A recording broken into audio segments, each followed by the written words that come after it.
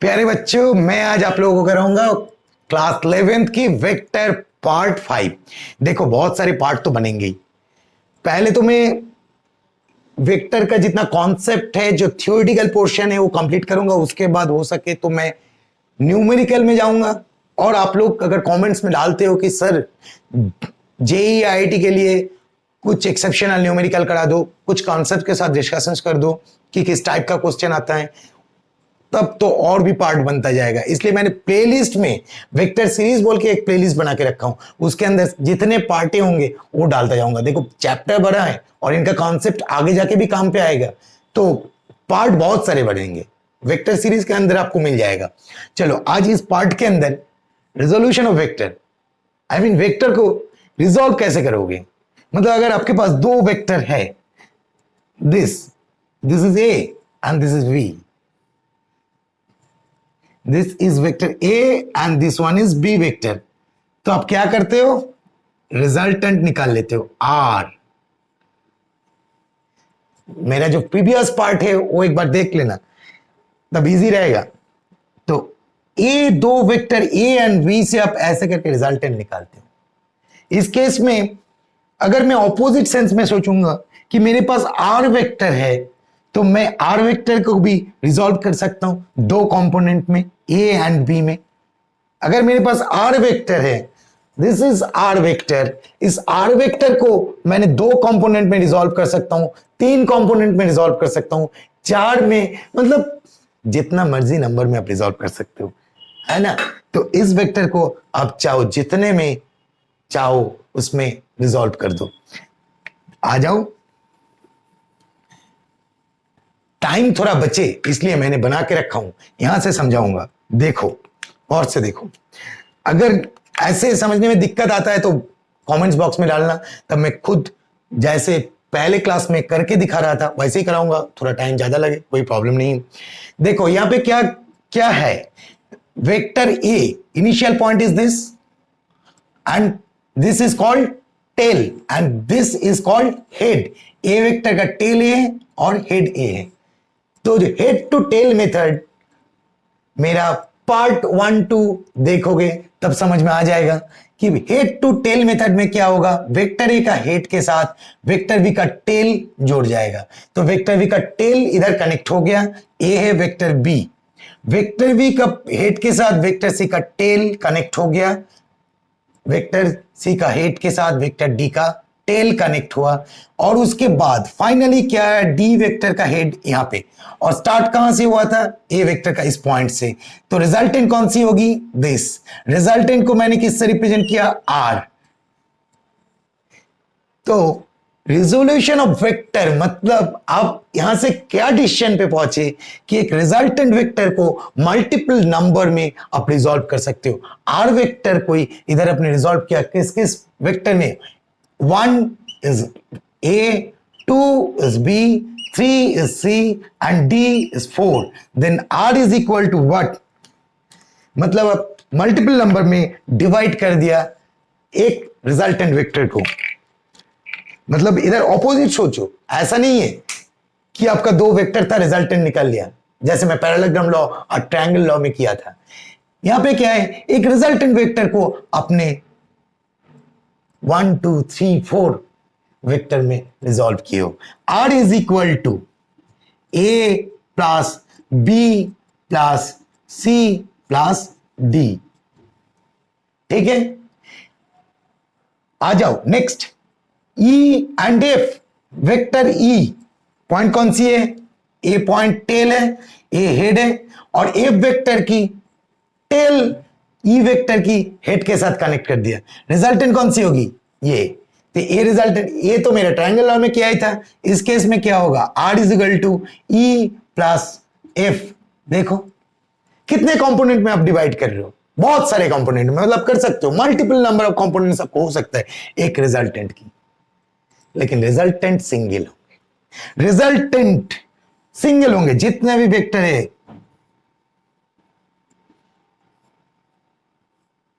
ये तो सारे के सारे मैंने एक ही पॉइंट से ले लिया, ऐसा तो नहीं है। आपको ये फॉर्मेशन तो मेंटेन करनी होगी, I mean tail to head, head to tail. तो जितने भी वेक्टर है मैंने ऐसे कर दिया, तब कोई कंफ्यूजन नहीं होगा।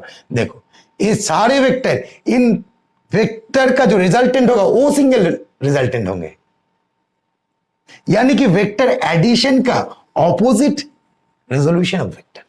वेक्टर एडिशन में मैंने क्या किया था, इस सारे वेक्टर को मैंने ऐड किया था। कैसे? A vector, B vector, C vector, D vector add करके मैंने क्या निकाल लिया था, resultant vector R. In the case of resolution of vector, R vector को मैंने रिजॉल्व कर दूंगा, जितना मुझे चाहिए उतना वेक्टर कंपोनेंट में A B C D E F, like this. Clear?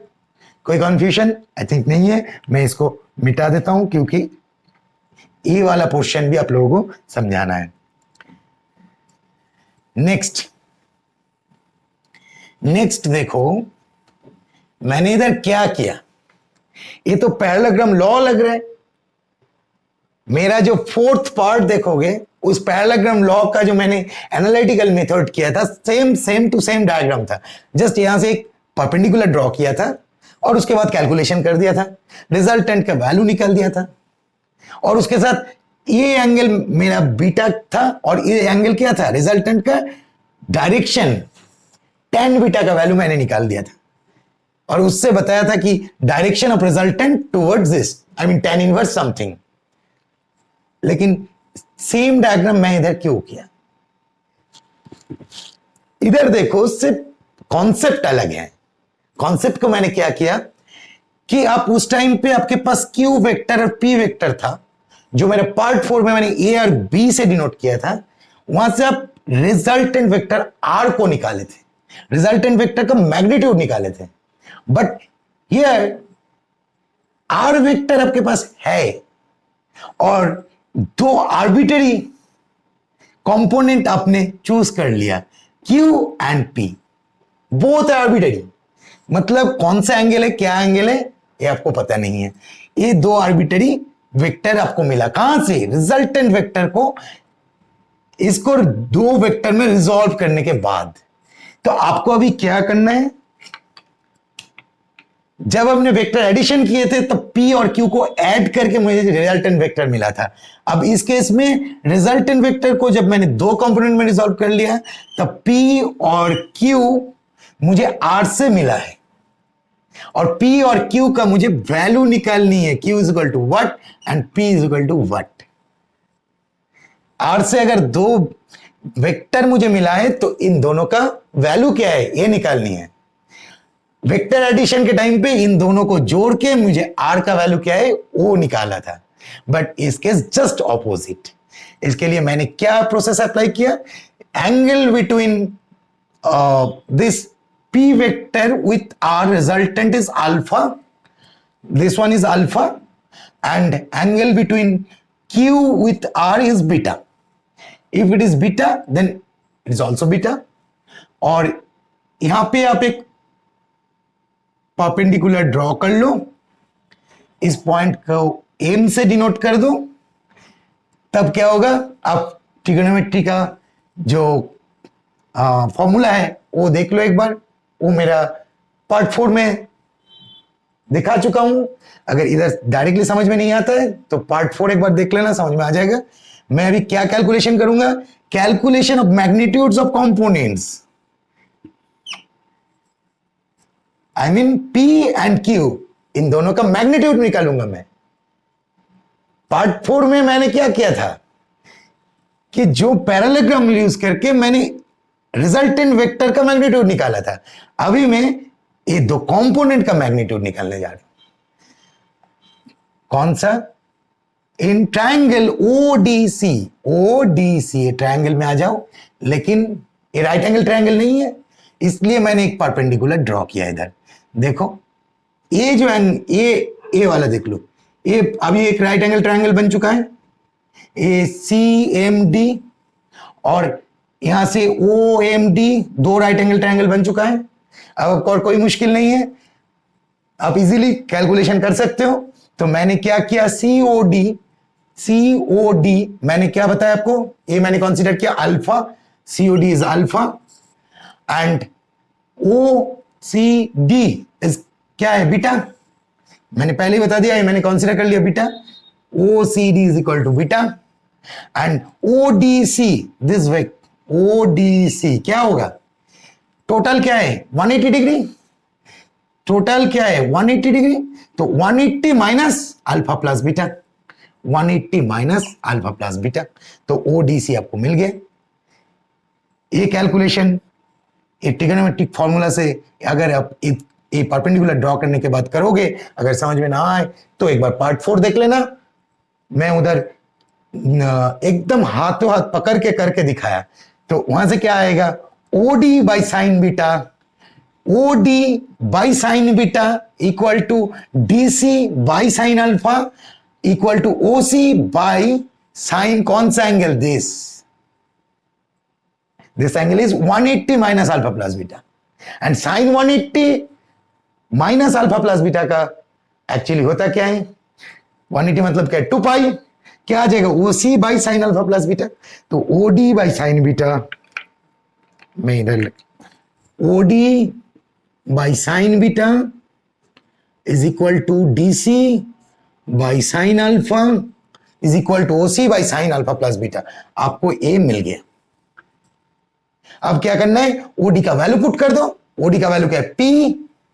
P by sine beta, DC by sine alpha, DC का वैल्यू क्या होगा? ये DC का वैल्यू यही होंगे, OE मतलब क्यों? इसका वैल्यू सेम होगा, पैरेललोग्राम फॉर्म हो चुका है। तो Q by sine alpha is equal to OC resultant R by sine alpha plus beta. यहां से मुझे क्या निकालना है? P एंड Q का value in terms of R, तो P is equal to R sine beta से मल्टीप्लाई कर दो, sine beta by sine alpha plus beta. मतलब इसको छोड़ दो, सिर्फ इससे देखो, P by sine beta is equal to R by sine alpha plus beta, then P is equal to क्या होगा? साइन बीटा इधर क्रॉस मल्टीप्लिकेशन हो जाएगा, तो R into sine beta by sine alpha plus beta. आपको P value निकल गया। यानी कि अब कॉम्पोनेंट्स का वैल्यू अगर रिजल्टेंट दिया हुआ है, एक ही वेक्टर दिया है, तो आप कॉम्पोनेंट्स का वैल्यू भी निकाल सकते हो। अगर आपको कोई न्यूमेरिकल आ गया कि एक वेक्टर दिया हुआ है, उसको रिजॉल्व करके आपको इस टाइप का कुछ कंडीशन तो होगा, कुछ वैल्यू होंगे, जहां से आप स्टार्ट करोगे तब आपको ये दोनों वेक्टर का वैल्यू भी आप निकाल सकते हो। फॉर्मूला कौन सी होगी? P is equal to R sin beta by sine alpha plus beta and Q is equal to same sine alpha से मल्टीप्लाई कर दो, तो क्या होगा? Q is equal to R into sine alpha by sine alpha plus beta. तो ये दो formula से आप P एंड Q का वैल्यू निकाल सकते हो जब आपके पास वेक्टर दिया रहेगा। Clear?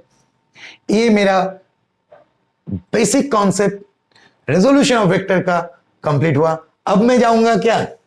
Rectangular components of two vectors. उसके बाद मतलब रेजोल्यूशन जो होगा रेक्टेंगुलर कंपोनेंट्स का, टू वेक्टर्स का रेजोल्यूशन, उसके बाद 3 वेक्टर का रेजोल्यूशन। चलो देखते